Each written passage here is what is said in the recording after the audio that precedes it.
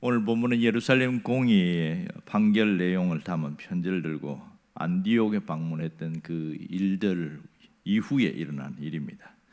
자, 예루살렘 교회가 이제 이방인 크리스찬들에게 중요한 것을 얘기를 하고 그 마지막 당부할 때에 유다와 실라를 보냅니다.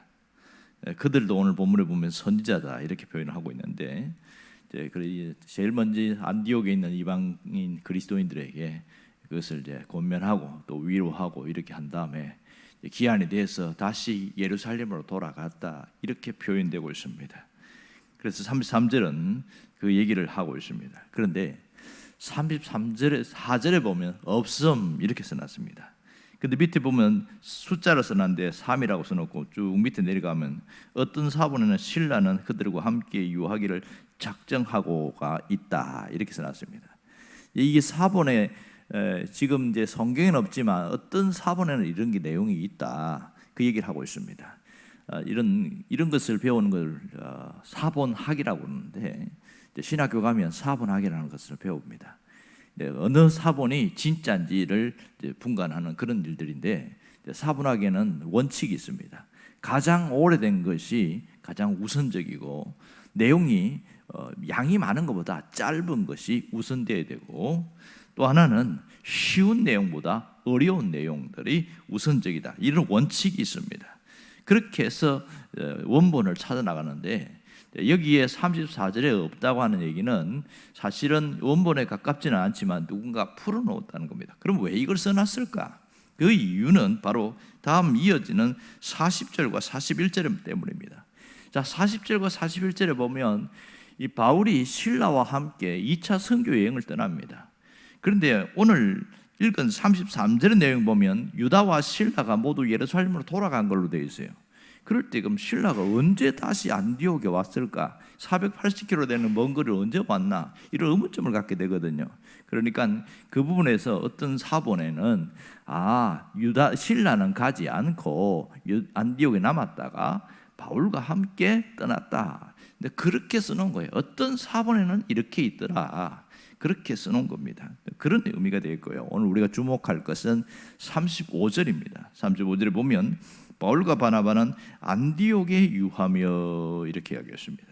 자, 여기서 안디옥에 유했다, 유한다는 말 헬라 자체가 머무르고 있다 이런 뜻입니다. 그냥 보면 아무 일도 아니지요. 그러나 지금 바울과 바나바가 큰 프로젝트를 끝냈습니다. 이 할렘 문제 때문에 예루살렘에 왔다가 다시 돌아오고 이렇게 하면서 엄청난 일들을 해냈기 때문에 재충전의 시간이 필요합니다. 성경을 읽으면서 이 사람들은 휴식이 필요 없는가 이런 의문점을 갖게 됐어요. 뭐 휴양지를 찾아서 또 한 며칠간 쉬었다고 하든지 이게 정상이거든요. 그런데 안디옥에 유했다, 그런 시간을 갖지 않고 그냥 머물러 있었다 이런 얘기가 되죠. 그래서 안디옥 유에서 도대체 뭘 했을까 보면 35절에 보면 세 가지가 잘 나와 있습니다. 하나는 이 다른 사람들을 수다한 다른 사람들과 함께 했다 이렇게 합니다. 함께 한다. 이것을 헬라의 유명한 단어로 코이노니아 이렇게 말합니다. 그 말은 일반적으로는 친교, 교제 이렇게 포함되는데, 그러나 여기에서 함께 했다는 것은 단순한 친교가 아니라 마음과 마음을 나누어서 함께 이렇게 풀어냈다는 거예요. 그렇게 어려운 사람들을 갖고 위로해주고 또 어떤 좋은 일이 생긴 사람에게는 기뻐해주고 이렇게 함께 마음을 나누었다 이런 뜻이지요. 그 다음에는 바로 양육을 한 이야기가 나옵니다. 말씀을 가르치며 전파했다는 겁니다. 교회 성도들에게 제자 양육을 한 거지요. 초신자들에게는 거기에 맞는 공부를 하고, 좀 그래도 오래된 신앙인들에게는 좀 성숙한 모습으로 양육을 하고 이 일들을 했다는 거예요. 그리고 거기서 끝이지 않고 전파했다는 것은 밖으로 나가서 거기 안디옥에 있는 사람들에게 복음을 전했다. 이것이 나타나 있고요. 또 여기 나오지 않은 것 중에 하나는 뭐냐면 그들 바울과 바나바만 한 것이 아니라 다른 지도자들과 함께 동역했다는 것을 알 수가 있습니다. 자, 여기 안디옥 교회가 처음 시작되었을 때에 5명의 지도자가 제일 먼저 나옵니다. 사도행전 13장 1절에 보면 제일 먼저 바나바가 나오고 그 다음에 시몬이 나옵니다. 이 흑인은 시몬, 그리고 루기오, 철저한 이방인 헬라 사람인 루기오가 나오고 왕족이었던 마나엔이 있습니다. 그리고 마지막에 사울이었거든요. 그러니까 이 5명이 여전히 있을 거라고 생각하고 함께 동역했다는 것을 알 수가 있겠지요. 자, 이것이 다음 제2차 전도 여행을 떠나가는 중요한 기틀을 마련하게 되어지는 것이지요.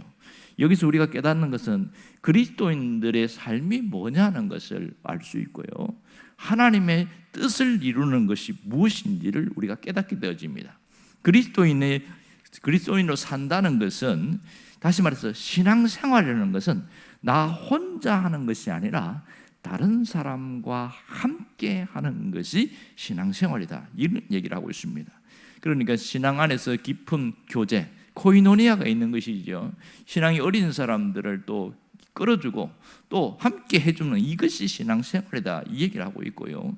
또 하나는 그리스도인은 늘 말씀과 함께하는 삶이 시줄과 날줄이 교차되듯이 연결되어져 가는 것, 이게 신앙생활이라는 겁니다.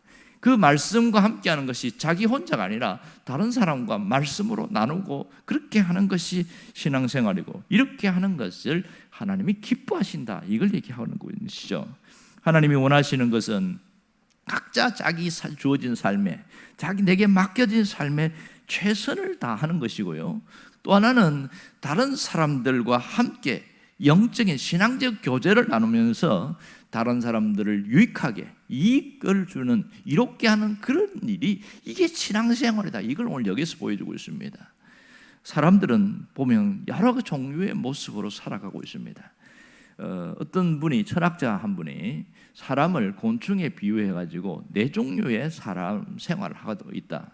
프랜시스 베이컨이 한 얘기인데요, 첫 번째는 개미 같은 인간이 있다, 이런 얘기를 합니다. 개미 같은 사람은 열심히 일을 하는데 자기만을 위해서 하는, 다른 사람 돌아보지 않는 거예요.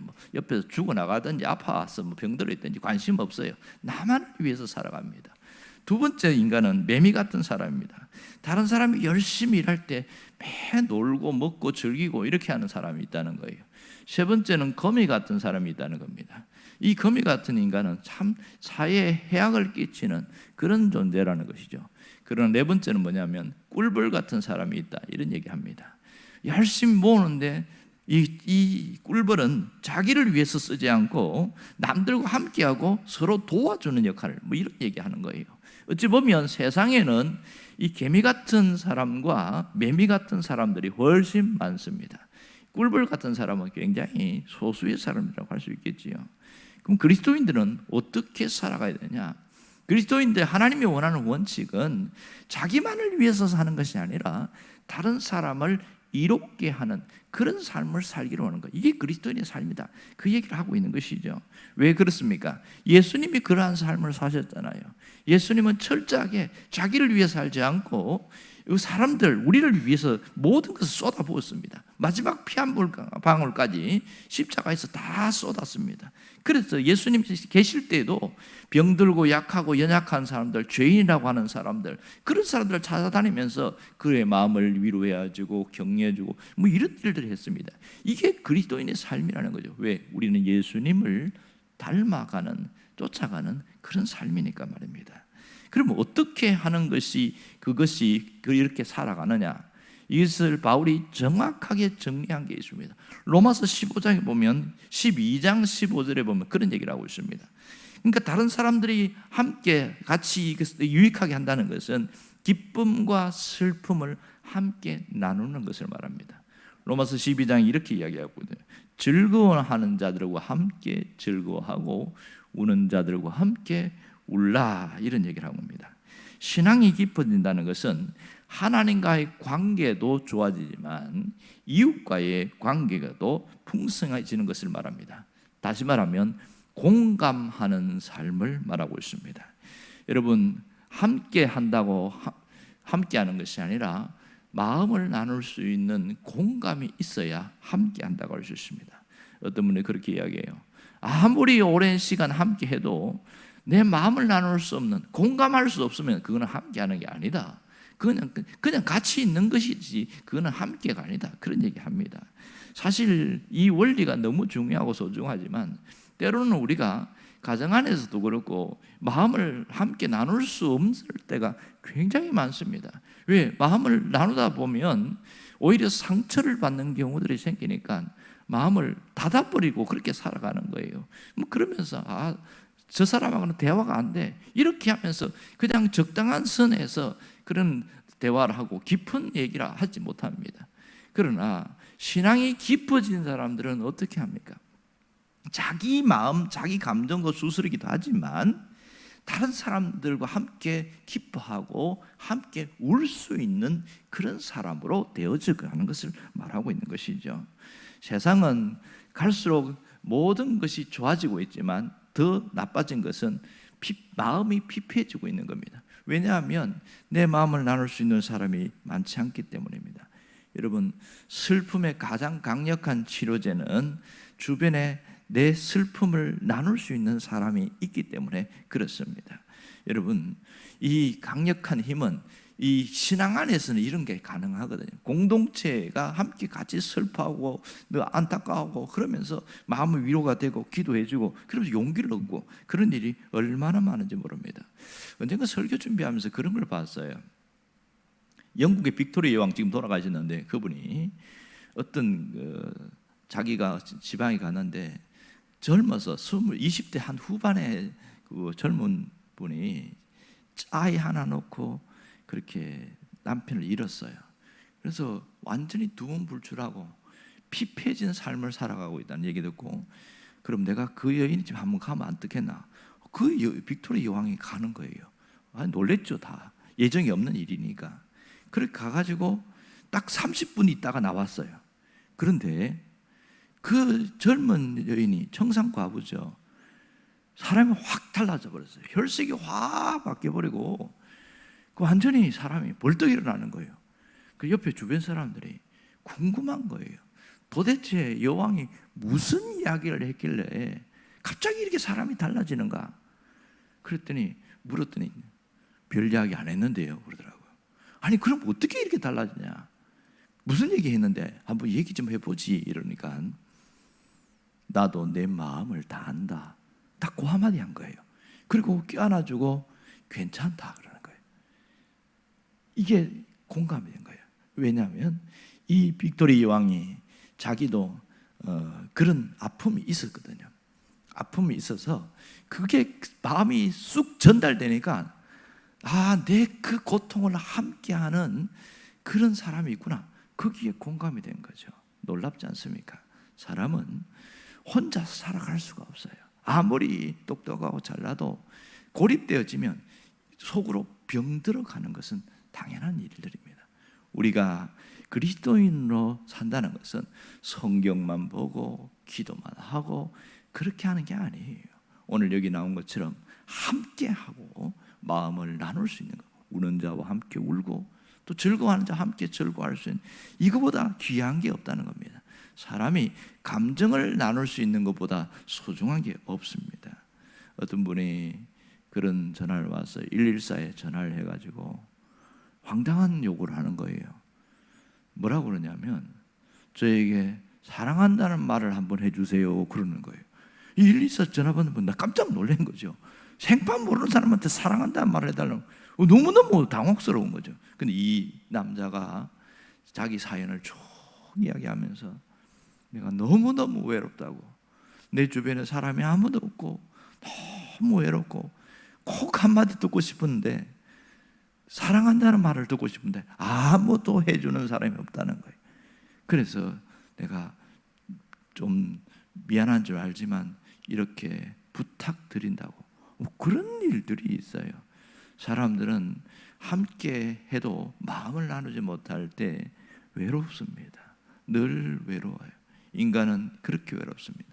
그러나 신앙이라는 건 뭐냐면 하나님과의 관계 속에서 그 외로움을 극복해내고 사람들과 관계 속에서 외로움을 나누면서 서로가 하나 되고 새로워지는 것, 이게 진짜 신앙생활인 것이죠. 그렇다면 오늘 우리가 뭘 결심해야 됩니까? 나를 일으키고 다른 사람들을 세워나가는 그러한 사람이 되기를 결단해야 됩니다. 이게 성숙한 신앙의 사람이거든요. 여러분, 영혼을 세우고 낙심한 자를 일으키는 것 대단히 중요합니다. 오늘 바울과 바나바가 교회 안에 있는 믿음이 연약한 자들을 위해서 말씀을 가르치고 또 세우고, 왜 그랬을까요? 그들이 하나님 앞에서 바로 서기를 원하는 것이지요.